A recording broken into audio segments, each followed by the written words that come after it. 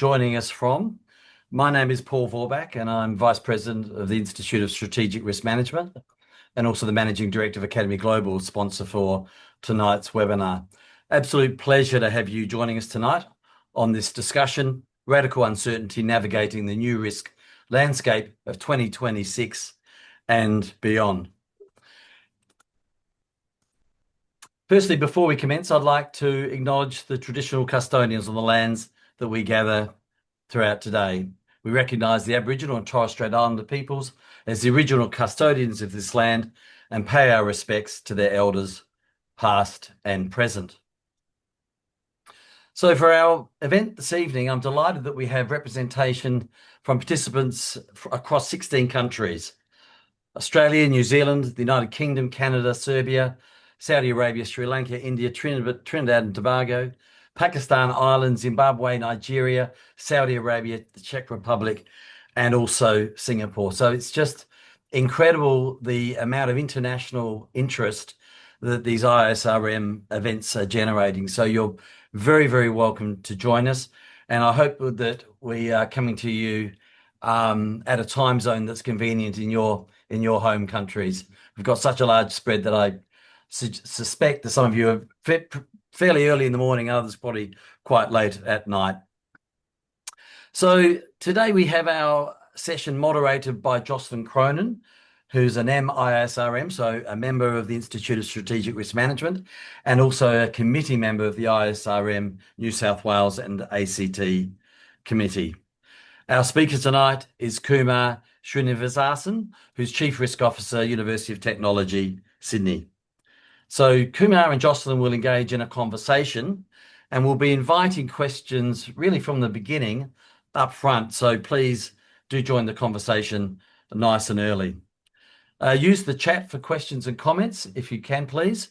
And we intend to be wrapping up by 7 o'clock Australian Eastern Daylight Time. I want to say a couple of words just about the Institute of Strategic Risk Management, just for those of you that perhaps are attending this event for the first time or have less familiarity of us. So the ISRM, as we like to call it, is really designed to be a global centre where practitioners, academics and policymakers can come together to share information, progress, and develop an understanding of, and capabilities associated with strategic risk management and develop personal and professional networks. So a very inclusive organisation. We are academic enough without being remote and aloof. We're very practitioner focused as well. So it's a very broad community. And I guess if there's a few common characteristics, it's an energy, it's an enthusiasm, it's a technical understanding of risk, but it's also a desire to learn and grow and share experiences as well. We really encourage you to consider membership. You can access the members area, which includes an academic library. So far, there's over 400 papers on risk, security, and crisis management. There's weekly global jobs updates. You get discounts on ISRM training programs. And I guess most importantly, for many of us, it's a global network of risk professionals. If I could just quickly call out an upcoming event that we're running again in 2026 and we did in 2025. And this is a conversation that I'll be having with the World Economic Forum's Head of Global Risks Initiative, Mark Elsner from the World Economic Forum. So Mark's kindly going to be coming along, sharing some critical insights from the report. But I guess most valuably to us is providing an opportunity for us to ask questions and engage in a conversation. And Mark is the principal author and lead author of that document as well. So please do try to join us for that event as well. That's, like this event, very well attended. Now it's my pleasure to introduce you to our moderator. So Jocelyn is a purpose-driven leader with executive experience in early childhood education and care, disability services, and veteran advocacy. Additionally, Jocelyn possesses a diverse background specialising in operations and customer experience, spanning sectors such as global medtech, banking and finance, as well as travel and tourism. So it's an absolute pleasure, Jocelyn, to have you moderating and joining this session today. Thank you. Thanks so much, Paul. And like you said, welcome to everyone who's joined today. It's great to have you with us. So for those who don't know me, I'm an executive director in early childhood. It's a registered charity and working in the not-for-profit sector.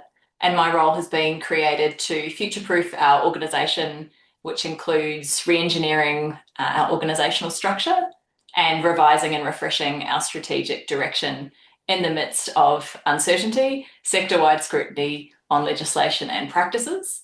And so these responsibilities, along with my committee and advisory roles, allow me to shape the direction of our risk management practices and ensure that we uphold the highest standards for our community. So Kumar and I will be in conversation. And so if you see me looking down on the bottom of my screen, it's so I can capture your questions as they come out. So please be curious and sing out. And so with that in mind, very excited to introduce Kumar Srinivasan, who is a distinguished professional currently serving as the Director, Risk and Insurance at the University of Technology Sydney, or UTS. We love an abbreviation here in Australia. So with over 20 years of experience in both the private and public sectors, Kumar has built a reputation for his experience and expertise in managing risks across various domains, including assets, property, utilities, infrastructure, and higher education. His journey began with strong academic foundation, which he further enriched with practical experience. His career has been marked by a series of significant roles, and they have allowed him to develop a deep understanding of risk management and its critical importance in organisational success. At UTS, Kumar is responsible for overseeing the university's risk management strategies and ensuring that potential risks are identified, assessed, and mitigated effectively. So, Kumar, it's great to have you here. When we last spoke, you identified yourself or introduced yourself as an accidental CRO, and I really resonated with that.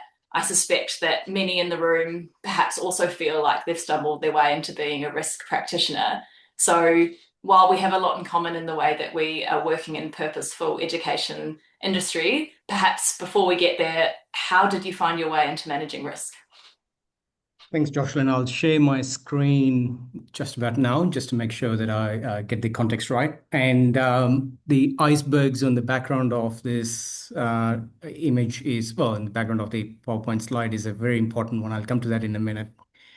But following the university's tradition, I just want to acknowledge the Gadigal people of the Eora Nation as the traditional custodians of the land in which we are meeting today.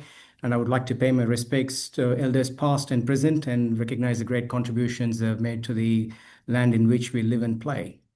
So with that, with the mural here is an art of a local artist, and he comes from Darlinghurst. For people who are joining us from overseas, we have this strong tradition of acknowledging our First Nations and Torres Strait Islander peoples before we commence any large gathering like this. And in this context, it's about a local artist as well to celebrate their contributions to the community. My evolution, Jocelyn, as we discussed when we met. So I came to Australia in 2000 from India with bachelor's in engineering and pursued my master's in engineering at UTS, the same organization that I'm currently working. The first part of my career, if I want to put it in three contexts, it's about learning, which is all we do. Once we graduate, we get into workforce, and what I've learned was all the theoretical aspects that we learned in the university. How do we implement it? It was a journey. It was such a wonderful journey. Australia has been very kind to me. I was able to find good employment opportunities, and I earned my stripes. So I didn't get it. I became an accidental CRO, but I did earn my stripes, and those hard yards really paved a solid understanding of what to come later in my career. So I was able to handle the complexity of the enterprise scale, and also be able to speak the language of senior leadership. So that's a very important aspect. So we'll be able to connect the dots from bottom up, which is a very important aspect. And then the second part of the career was to prove. So you got to be an architect, and this is the playing ground, if I can say, in terms of how do we implement the different strategies and structures and the frameworks in organizations. What's important is I found that having that strong learning opportunity has helped me to really have that confidence in terms of when you're having discussions with significant stakeholders, and then was able to understand what return on investment means and for senior stakeholders, because often in any aspects of it, theoretical or technical or strategic, it's important to be able to connect with the people in the room and be able to speak that language that they can understand and relate to. So I was able to do that. So it was a perfect opportunity to play, and you learn and you get some scars as well. And through some significant mentoring, I was able to really prove myself and be able to get up the ladder. And now I'm in the phase of multiplying that in terms of the being a chief risk officer in a very different sectors. So that gave me that confidence to be able to challenge myself. Traditionally from an infrastructure background, but moving into a higher education space, which we'll talk about shortly. And also that opened up doors for board careers as well. So that helped as well to really enhance the leadership and also other acumen that you develop through that. I'm not trying to just be a practitioner of risk management, but it's also very important, particularly in institutions like ISRM. We are a global organization that is for members, and also institutions like this, and also many others that are genuinely looking to help the next generation of practitioners so they can see what good looks like and early enough so we can avoid some costly mistakes that I've seen a few in my career, unfortunately. So that's the from a technical to become strategic. That's the evolution, as I call it, not transition. So you grow.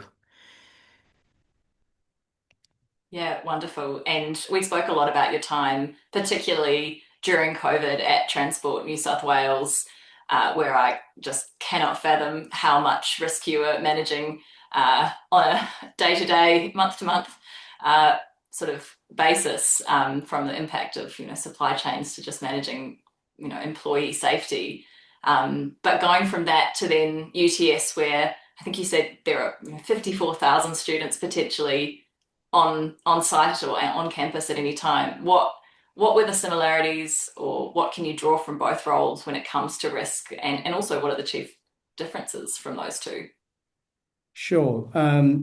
Just to also for the audience purposes, the presentation is we will share the presentation, by the way. I'll share it with Paul, and I'll be able to circulate it to members. But the main aim for to have this is so that you have an understanding and you can also listen to the conversation. So the COVID was an interesting time for me. When I was at that time, I was at Sydney Metro, and it was a very different organization. So for people outside of Sydney or Australia in general, it is the largest, or at the time at least, it was the largest infrastructure project in the country, and was spending about $15 million a day. So that's the kind of expenditure we are looking at. We didn't stop the works on the construction even a day. So during that time. So it was, you normally have risk, you think about what's in the future, what's coming up in the next 6 to 12 months, and we have enough time to set some controls in place and test them and assure them and all that. But then imagine you got to make decisions on the fly. Your traditional risk management frameworks don't work. So that's when you need to have that agile approach in terms of how do we be able to make quick decisions. And because your lens becomes so small that you can't see the distance at all, it becomes very narrow. You make a lot of mistakes. And the issue was, it wasn't just about the virus itself, because again, the Sydney Metro was very much a tunnel-based system or configuration. So you got people working in close proximity to each other and in a close ventilated spaces, so which had a lot of challenges within itself. And the most important aspect is about the operational collapse. So we are worried about people dying outside, from transmission in an open area, and then you can imagine what it could be like in a setting where it's confined, pretty much. So uncertainty at speed, trust in first line decision makers. So this is where the collaboration and working together, what trust looks like. We talk about that quite a lot, and this is when you really see the aspect of it, because if you one wrong move can have a significant impact, and being a public project, the ramifications from reputation and also any safety related incidents is quite significant. The other one, the transition you talked about from infrastructure to academia, oh boy, it's just a different risk mission. And I seem to, wherever I go, I seem to take some challenges with me, because when I was in Metro, when I initially started, COVID didn't happen, and then it did. And then when I came into UTS, the sector itself is going through a significant rapid transformation, in fact. So again, for people in Australia, they know, they recognize the significant scrutiny that the sector is under at the moment, and the stress as well. Because, well, what's important is the government funding is, well, at a high level, the government funding is shrinking, which has traditionally been the lifeline for these institutions and also international students. And in UTS's context, that is relatively small. So we need to maintain our standards and teach for 54,000 students. How do you come to move into that domain, and what does risk looks like? It looks like very different. One thing I found was government organizations are much easier to manage any risk compared to an institution like the university. The one thing what is important is, well, we were worried about probably about 2,000 people at Sydney Metro and the contractors' safety. Here we got to worry about 54,000 students and researchers and staff members. So it's a very different game altogether. And also, it's a very regulated industry. It's one of the most regulated industries that I've come across, with about 154 pieces of legislation we have to comply with at a given time. So very different risk management approach that we got to take. But what's important is we need to maintain that excellence, and the university relies heavily on commercial partnerships, and also the academic integrity, which is a big problem that we are dealing with with AI. What's important is AI is not about just cheating by students. Generally, that's what happens, but it's also the reputational impact that comes with it. When your students leave the institution and basically they don't have the skills that they signed up for, that's a problem that we're dealing with. And how do we keep them protected? Because universities are open settings, and Australia has got, unlike United States, it doesn't have some of those problems with well, gun culture. So we do have some aspects of protections, but there are other areas like gender-based violence, which is quite problematic, and also the aspects of modern slavery amongst our students as well. For people, modern slavery risk is a significant one in Australia. In fact, we are the lowest in OECD, which is not something that we need to be proud about. And universities are one of the areas that we need to make sure that we protect our young people who are coming into our institution. And then the last one is about the people when they are under pressure, they default to culture. We'll talk about this more, Josh, because when you asked some of the preliminary conversation that we had, what's important is what I learned is when there is pressure, the culture that you design and you set defines how you operate. And that was Absolutely. firsthand, I've seen that. So that is quite important to us, that we need to focus on, as risk practitioners, on the cultural elements of it, and also continuously be part of your assurance landscape in terms of what that looks like. So that's my risk tempo paradox. So started with a 72-hour decision cycle to dealing with compliance-centric regulated industry that we got to work under, and be able to sustain ourselves that we can stay afloat and not go under with the financial strain that we are under. Thanks. There's just so much to cover, isn't there? And I think that's why, when there is so much that's uncertain, many can feel daunted in the face of managing risk and all the strategic requirements that come with that. I'll touch on one sort of element that really stood out to me of the many that you called out there, which was the elements of time and impact. So, with Sydney Metro, it's about, delivering long-term projects for, infrastructure for today and tomorrow and beyond, but also maintaining day-to-day safety. And the same with education. It's about making sure that students and staff are safe, that you're providing the education needs of the day, but you're also setting your students up for the rest of their careers or for their next steps in their careers. So it's about today and, long term. So in terms of that, and you mentioned AI, and everyone's talking about AI, obviously.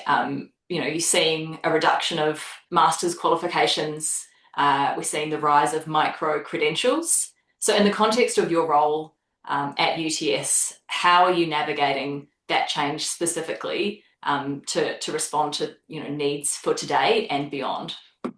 Sure. Before I get into this slide, one of the significant aspect of it is traditionally the risk management frameworks are set in stone and normally reviewed every 3 years or 4 years life cycle. There's a question coming through as well, Josh, but I'll attend to that shortly by Dobby. In terms of so that what is important is the framework need to be agile enough to be able to cater for some of the headwinds that we are heading towards. And one of the biggest headwinds for Australian education sector, higher education sector, is about the transformation of the education itself. So what I mean by that is, yes, as you said, the micro credentials are coming as a future or the lay of the land at the moment. But the role of universities are transforming from it gives people the ability to think. So it does have a significant role to play. But that's been challenged because the value for money and the return on investments is what people starting to look at. So what does that mean is we need to start looking at how the university education system can adapt to that change or market demand or expectations. So this is where we need to start looking at the student life cycle experience. So in other words, when you come into an organization, which is in this case, it's a university, what do they get out of it when they finish their courses, which is basically they're looking for a graduate employment opportunity. So that means that the role of university is not just within the campus itself. It's about having that industry collaboration, having that engagement with the commercial partnerships, with the different so that's one thing I really learned, which I didn't have any visibility before I joined UTS, is that the amount of industry partnerships and collaboration and research partnerships they have around the world is staggering. And one of the recent things I've started noticing is a lot of Australian universities are setting up shops in other countries around the world, particularly in South Asia, in response to government scrutiny on visa and also the cost of living pressures. So that shows that the resilience approach in terms of how the organizations are transforming in itself. You touched on AI. So in AI, we normally look at as an organization, well, how do we manage that? You don't need university education these days for majority of the time to learn technical smarts because you can get that from different AI models that is available freely and also paid ones. So micro credentials versus traditional degrees, that's business model change we are looking at. And also from our operations point of view, so generative AI use is quite useful. The data and the bias and the surveillance and active monitoring. So those kind of things is mostly around the operations of the organization. So bear in mind, we have 54,000 students personally identifiable information, and you don't want to put that in the cloud. And the consequence of that could be catastrophic. Same goes with our research integrity or research information, because we do quite a significant amount of very highly classified work with defense, for instance. So there's a lot of data the university holds, and there's always threat actors and threat vectors very actively trying to penetrate into the system. So what does that look like from an operations point of view? And also the academic integrity, which I touched on earlier about the teaching aspects of there's the cheating aspects of it. Now, having all of this, putting a guardrail and say a ring fence and say we're not going to allow AI with a name technology in the university name is not going to work for us. So what's important is, well, how do we enable our students and researchers to effectively utilize it for their benefit as a generative component rather than using it to game the system in terms of from an academic integrity point of view. So those are some of the things that are shaping up that we are looking at, both running the organization and also how can we actually utilize it for the benefit of of our citizens, so the students and the researchers. The next one is about the value proportion in addressing the integrity aspect. Investing about $50,000, this is a domestic student in master's degree, is reconsidered as stackable and affordable micro-credentials offers deliver the quicker outcomes and results. So what happens is at a fraction of the cost, you can learn about a particular skill that you want to develop. And that will give you about 3 or 4 years life cycle.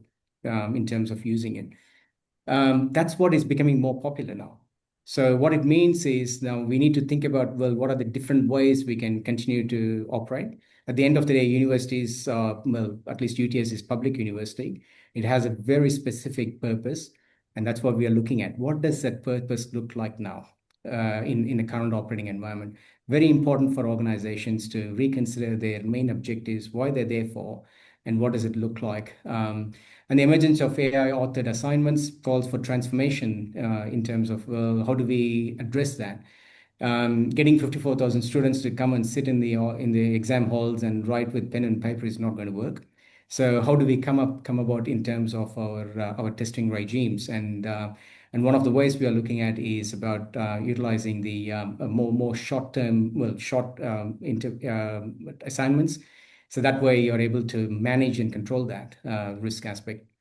And also it's not about punishment aspect. Well, we need to have that as part of our tool in our arsenal, but that's not how we are approaching it. We are approaching it, okay, if that is what if students are smart enough to navigate the system, well, what do we need to do to ensure that whilst we raise awareness and we also stay protected as well? So those are some of the things that the initiatives that we take to manage that through AI emerging risk profile. And then the last one is about the what, why, and the what model.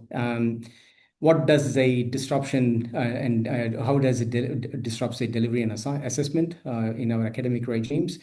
And why failure to adapt risk relevance and enrollments? Because AI is a significant component. The other one is about what is next. So integrated courses is what the way of future, because AI is here.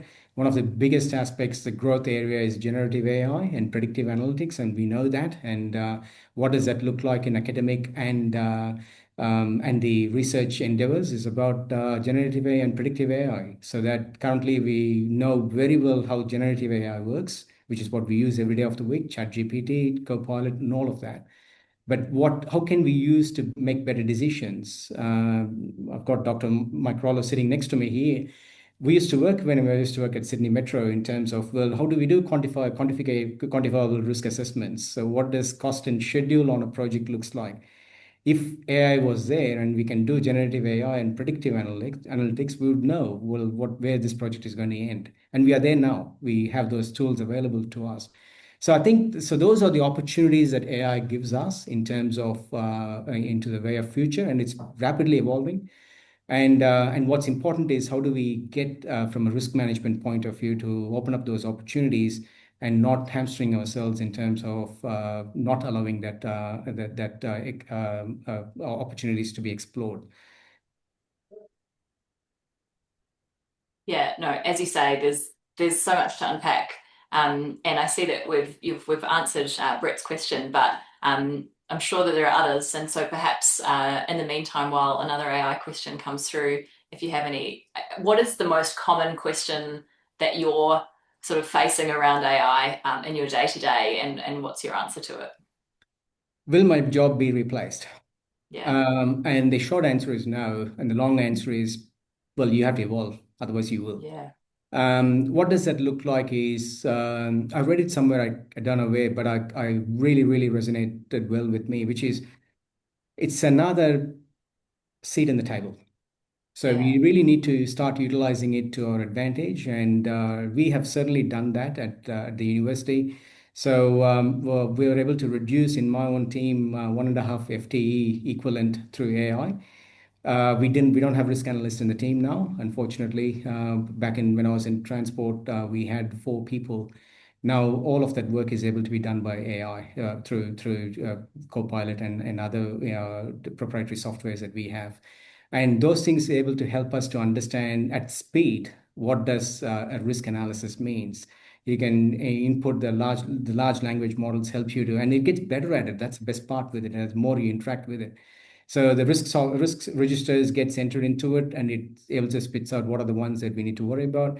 And the World Economic Forum report that came out earlier in the last month, and that helps to, when you put it in there, you're able to see what are the future uncertainties that we need to look at. So there are some real benefits with using AI to make your job a little bit better, and the analytics is a lot more accurate than what it used to be by human brains. Now, is that a threat? Absolutely not. Why? Is because it opens up opportunities that we need to start looking at transforming the organization for the future. So that's the role of risk practitioners in this domain. So what is the threat aspect of it? The reputation, and we have heard this many times. So the work that the analytical work or the repetitive kind of tasks and activities are going to be the ones that are challenged, whereas for risk practitioners, it's about much faster insights and foresights that we can provide. And so for decision makers to be able to have those information on hand, and most importantly, the accuracy of information as well is significantly increased.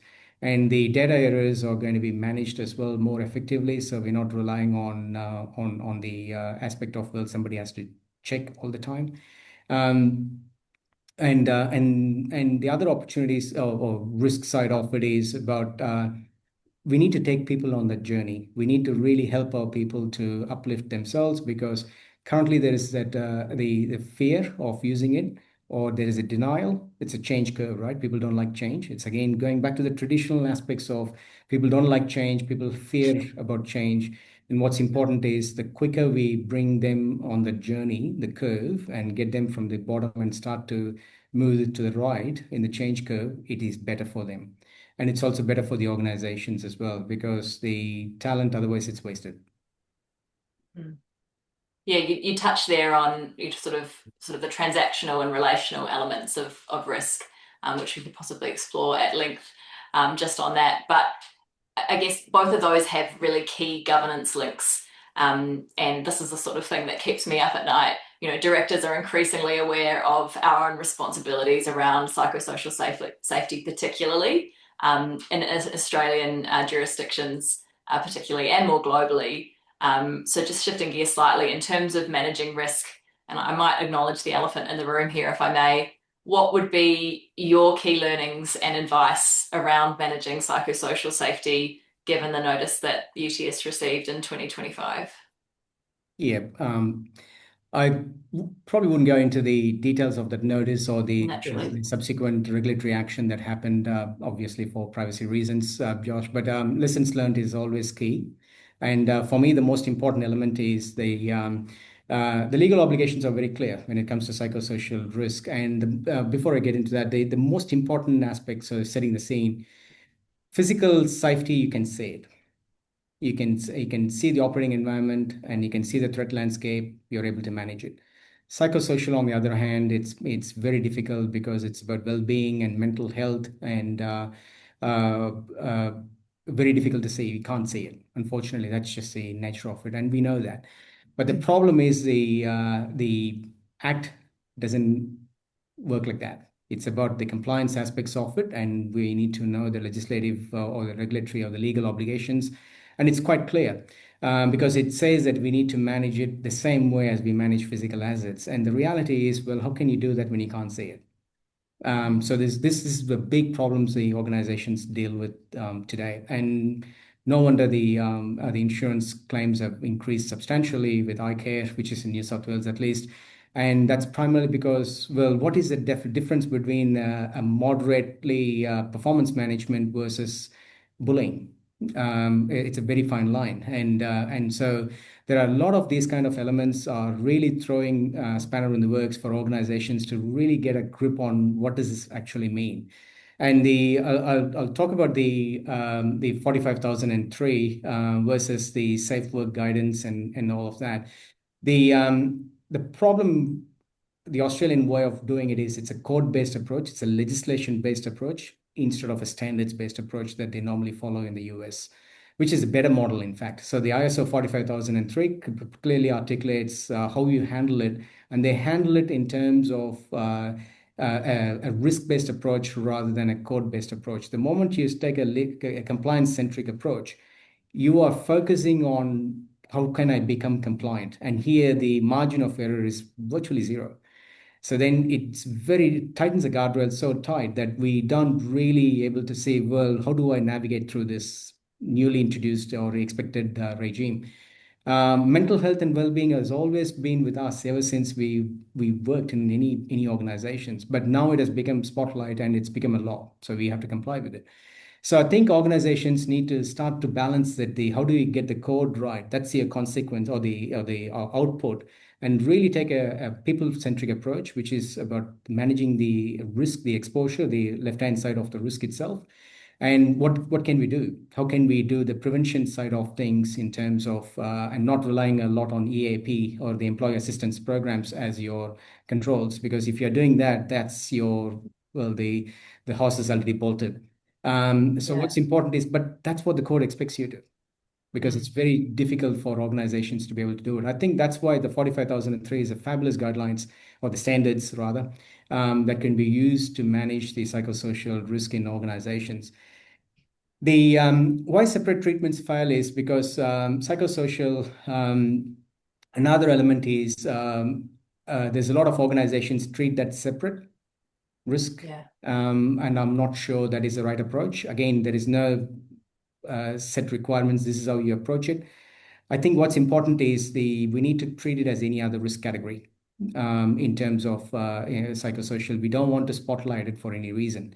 However, what's important is if as long as we can demonstrate the left, the middle, and the right-hand side of the risk, in other words, prevention, detection, response, and recovery, you got balanced set of controls, and that's what it should look like. And that's what we do with any other risk as well. So it's nothing new here. But what happens is if we don't have that kind of approach, that's when you become very vulnerable to exposures, and then subsequent consequences that we have to deal with, including regulatory interventions. So some of the practical integration steps is about really integrating the solution. I mean, into the questions about how you actually the fail factor in the organization. In other words, well, what is the temperature? How are people actually feeling about, particularly about changes in the organization or the structural changes or the new order that's coming through and all of that? That's very important. How do you integrate into it? And take a moment to take what does it results mean? How often we do pulse surveys every year? How often do we really implement those actions? Many times we don't, because by the time we implement something, the next survey comes in, or some disruptor comes in and you go through a restructure and all sorts of different things get thrown at it. So it's quite important we stay that in terms of action outcomes out of take action, implementable actions out of pulse surveys. Assess your risks similar to your likelihood and consequence matrix and for any other enterprise risk. And there's a question, how do you define risk appetite for psychosocial risk? It's no appetite, simple as that. What's important is that's what you do for safety, which again, it shouldn't be any different to that, because you can't say we can have moderately allowed well-being problem in an organization, which is against the law anyway. So you got to have zero tolerance towards risk appetite in terms of psychosocial risk. Sorry, I'm just looking at the chats that's coming through as well. That's why I'm trying to process and talk at the same time. So the control using hierarchy elimination. So it's about redesign poor jobs, substitute better supervision, engineer administrative controls. It's all the safety related type of controls we take. So that's why it should be seen as elimination is a significant control, followed by PPE and training, and EAP should be the last. It should never be the first, but unfortunately, that's the thing that you see all the time in organizations. And in many cases, it seems to be the only, you see, which is really worrying. Unfortunately, yes, yeah. And it should be part of your board reports, because the cultural aspect as well. So it's front of mind for people. It's not up to it is a board risk these days. It is, because it's got personal liability attached to it. Again, it's a compliance approach. So what's important is we shouldn't be worried about having those cultural conversations in terms of it's okay for people to feel not so great in workplace. But what's important is not intervening about it and defining or setting the boundaries between performance management versus bullying or any aspects of psychosocial risk should be addressed immediately. Yeah. And then the last one is about ongoing executive buy-in, resourced properly, and it should never be HR-led. Every people who has a managerial accountability, who manages people, have got a responsibility. And it shouldn't be a legislative or a compliance approach taken on this particularly, because it doesn't end well. It doesn't end well because you don't start in the right with the aim with the right leg. Yeah. I'll just quickly look at the chats, Josh, because this generated some interest, I think. Yes and no. I might just sort of pause there because the question it's come through with looking at prevention measures from, I guess, big outbreak to more recent outbreak. But just before we move on, I just wanted to thank you for the candor. In my own organisation, our purpose is for children together, and our vision is about lifelong learning, lasting impact. And I think it's lifelong learning, lasting impact because we recognise the importance of the 0 to 5 or those early years and how increasingly we understand how impactful they are. But when I talk about, how important it is to be a lifelong learner, I think we often underestimate that learning is also about the after action and having those reflections on situations. So yeah, just really wanted to acknowledge the share here and thank you. And then looking at the chat, sort of shifting gear, we've got how much were the lessons learned from the 1919 Spanish flu and the mitigation measures adopted back then taken into consideration when dealing with COVID. And we've got some couple of follow-ups, but any thoughts that you wanted to contribute there? What's important is COVID has taught us about resilience, and we touched on this as well, Josh, in terms of, and I think that's what I've got in my next slide, but I'll touch on that. All right, perfect. Well, sorry, just before I go into yeah. that, so the last thing that you can see on the screen there is about treating psychosocial safety as a core strategic risk, not a checklist item.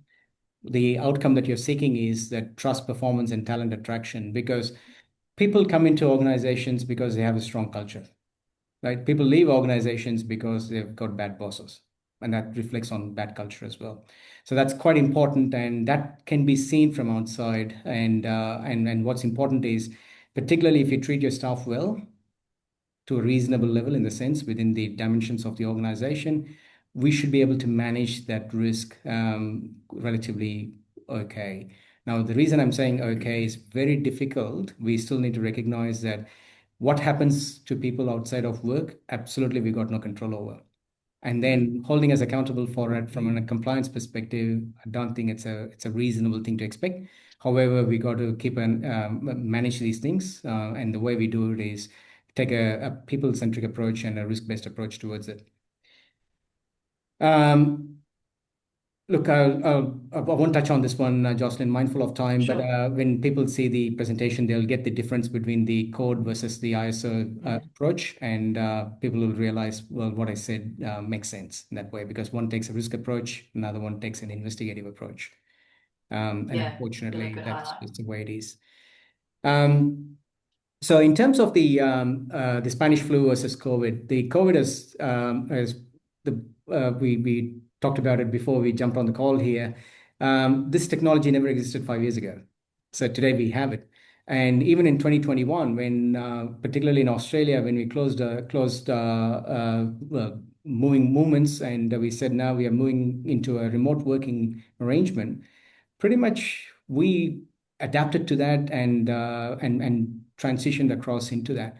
So that demonstrated the modern day resilience of people. So and technology was forefront of that enablement, right? So that's a fact. So in the Spanish flu times, well, we didn't have the level of sophistication as what we have today. So that meant that we are far more resilient than what we were back then.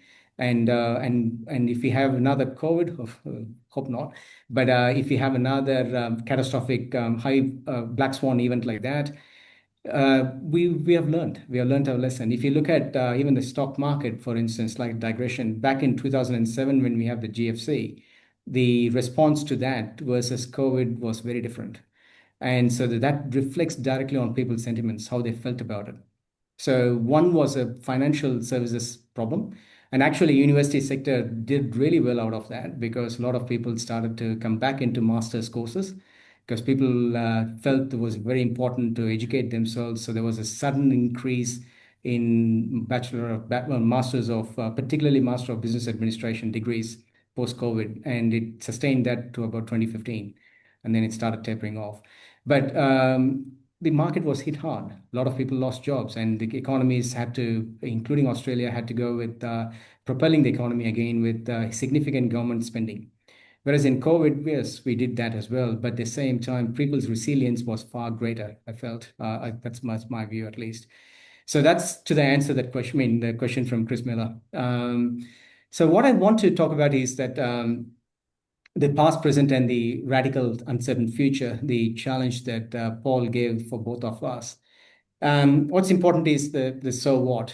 So what we're dealing with is the multi-crisis or the poly-crisis, as we call it. And what it means is it's eroding trust broadly within within the economies and also the global position that we work within. And then the short-term environmental deprioritization that happened, all of a sudden they said no, global warming is not real. And then they said, yes, back on the agenda. And now we have the President of the United States has got a certain view on it. And we got all of this kind of varying aspects of it. And it makes it very difficult for organizations to make decisions when you have this kind of uncertainty that is just lingering around with their operational planning and strategic planning as well. Fragmented alliances and heightened global volatility. That is the global order now. Unfortunately, that has just become that way. And resource shortages by 2036, which has been reflected in the WEF report as well. So these are all the operating environments in which we are. So we can't change that. And unfortunately, the organizations focus so much on the external threat factors, but we don't necessarily look at what within our control, because a lot of these risks are outside of control. We need to be concerned about it, but it's not within our control. This is the operating landscape in itself. So what's important is also what we need to care about is the inequality and polarization, because that start to hit you hard in a local context. And weakened social contracts, increasing fragility that amplifies other risks like conflict and health declines. Just imagine in the last 12 months the aspects of the fragility that it has shown within the Australian context around racism. We never had this kind of problems in the last 25 years that I've been in this country. So that is reality. Like, it's starting to hit us locally. And how do we protect our people from that as an organization? And these things won't take time. It's a matter of time. It starts hitting us within the organization. Then you will have claims. Bullying and harassment and all sorts of different things. So it's quite important. Cyber vulnerabilities and AI adverse outcomes, that's another aspect as well. We are at a heightened, elevated cyber vulnerabilities, and that's going to remain as is. So what's important is when you are designing your organization and the strategic objectives and all of this, these are all the aspects that should be part of your control mechanism. It should be part of your organizational design. Treating these as risks, questionable. Should it be part of our ways of operating landscape? Maybe something that we need to start looking towards. So that way that will help to go, okay, what are the guardrails and the control measures we're going to implement? And that becomes part of our organizational design and not being seen as managing risk or uncertainty. What to focus on and why? As I said, with the multipolarity, because we've got the new world order. That's what it's going to look like, at least for a near future or medium term.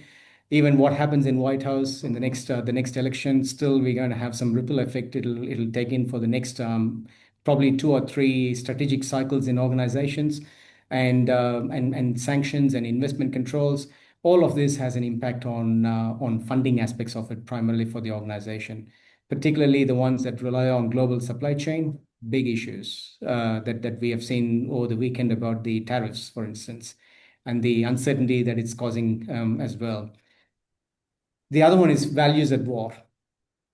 This is much closer to home, but in terms of the societal polarization, particularly with racism and all of that, well, your values are at stake. And what do you do with that? And how do we manage that with our org designs in terms of being able to address it? The next one is about an economic reckoning, because this, again, it'll economic downturn, because we work in a very globalized environments these days. We rely heavily on supply chain. Inflationary pressures will hit you hard. Asset bubbles is another issue as well, because particularly your funding will be limited because your asset bubble kicks in. And high refinancing needs. 45% of OECD sovereign debt maturing from 2025 to 27. Where are you going to get that money? Well, refinancing at a higher interest rate than what it is when we bought it. So this will start hitting organizations really hard in terms of, and then that ripple effect will flow through as well. And the next one is about the infrastructure endangered. So critical infrastructure disruption and also aging assets as well, because we are not renewing them or refurbishing them because we are following the run to file model in some instances. Extreme weather events, cyber attacks, economic crisis, and social crisis. So these are all the aspects that we need to look at. It's not just about our people; it's also the systems that we have that we are operating. And the last one is AI in terms of the job displacement, the societal apathy, and also the military errors as well that they make. That could have a consequence, could be catastrophic. Well, Australia is quite isolated, but still, as I said, we live in a global village, so that means any aspects is going to have a localized impact. I'll pause here, Thanks. Josh. Yeah, no, you've answered my burning question for you without me even needing to ask, which was really just hearing your thoughts on what is really ahead. We know that there's a stormy outlook, which our next ISRM webinar will explore further, and just hearing from you what you see as the focuses ahead is really, really helpful. I guess circling back to where we started, if you are the accidental CRO, and we know in our audience that we've probably got some maybe aspiring, emerging, and advanced risk practitioners. What's your one piece of advice that you would share for this uncertain world? Yeah, so well, I'd rather give two. So look at the Fair risks enough. in two folds. The first one is the external threat landscape, which we talked about, and we focus on it quite actively all the time, Mm, and we report to in the board reports and everything. Another one is we don't look inside the organization, the operational risks, and the organizational resilience mainly. So focusing on resilience is so important because that is gearing ourselves for the next big event, the gray rhino, as Chris I has guess. talked about. Because what's important is every time when we have a jolt or a shock, we should learn from that. Yeah. So the risk practitioners are fabulous because we are able to see the depth and breadth of organizations, provided you are allowed to do that, and capitalize on that. Talk about, well, what are the threats looking like when you look at it inside the organization, which are the ones we need to focus on, because most of the time the boards get distracted with what's coming from outside, the emerging threat landscape, the pestle analysis, and all that. Mm, But what's important is what is the pulse in the organization is telling us. Do we have enough bandwidth to be able to soften the blow of another global uncertainty or uncertain event, or how good is our resilience aspect of it? Now we started talking. We used to have business continuity plans for a very long time, but in terms of the resilience aspects of how quick can we recover our systems is becoming a big issue for every organization. And for the university sector, for instance, that is a huge issue because it cannot afford to not teach our students or staff. I mean, or researchers can't do their research, or the industry partnerships. Imagine a day goes without it, the consequential loss is catastrophic. So start to quantify your risks, which is yeah. very important aspect, because what's important is red, amber, greens are great, but they're not really telling you the real story. What is a necessity? It creates emergency. Well, that means that if you're not addressing this is the impact looks like, or in terms of dollar and dice, or depending on the organization, and then that will start to shift the dial in terms of towards more towards, okay, well, these are the areas we need to look at. Yeah, I could chat with you for hours and hours. I've been scribbling a few notes here, and I'll do a quick wrap up while that's happening. Perhaps Sri, if you want to take a photo, and we'll ask everyone to turn your screens on so that we can share with our global network at ISRM that we all met here today. That would be wonderful. So if Sri, you can work your magic in the background. Um, and I'll just sort of keep talking while we're sort of multitasking there. I think from what you've said, my key takeaways are that, and I confess I'm seeing paradoxes everywhere since I read Brene Brown's Strong Ground, but hearing your paradox early on you know, and you're sort of talking about that risk tempo. And I think we talk a lot about culture, you know, culture eats strategy for breakfast, but it sounds like culture also eats risk for breakfast. So it was, yeah, that was really insightful for me. I think the second thing was just a theme of we just have to get comfortable in that discomfort that's everywhere. You know, if we're not already, that is. And it's not just about being a risk identifier. It's so much more. And then lastly, and perhaps this is my education bias talking, but just a really timely reminder of how critical our education infrastructure is from birth throughout tertiary. So for now and in the future. So look, I look forward to seeing the insights perhaps in the comments or afterwards, because we all will attend these sessions and take something quite different from them. But yeah, let's take that photo through if you're ready.